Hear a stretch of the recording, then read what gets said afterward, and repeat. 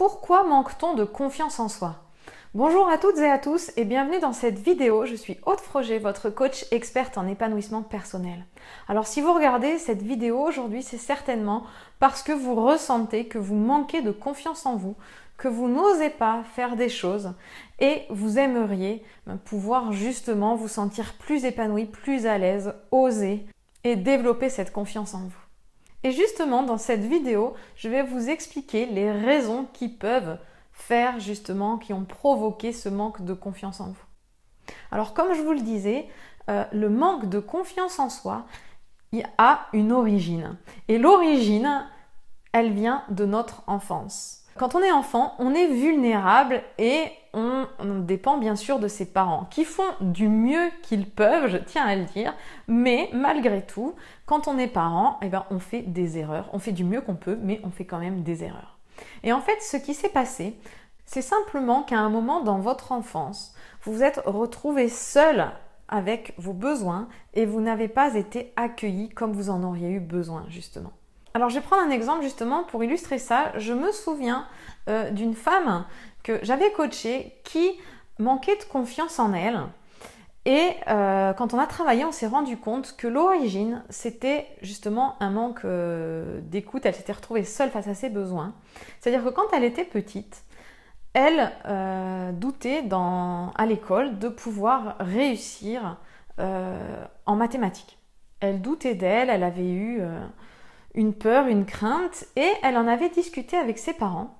Et ses parents, eux, au lieu justement de l'accueillir, d'écouter ses craintes, d'être juste présent et écouter, lui avaient dit non mais ne t'inquiète pas, nous on ne s'inquiète pas du tout pour toi, on sait que tu vas y arriver, tout va bien se passer. Alors de la part des parents, souvent quand on est parent, on fait pour le bien, on se dit mais je vais la rassurer, je vais lui dire que moi j'ai confiance en elle. Et c'est très louable. Sauf qu'en fait, ce dont avait besoin cette petite fille à l'époque, c'était juste de sentir qu'on l'accueillait telle qu'elle était, qu'on prenait en compte ses besoins, ses craintes, qu'on l'écoutait. Et elle ne cherchait pas à être rassurée ou à ce qu'on lui donne une solution, c'était juste de la présence et de l'écoute.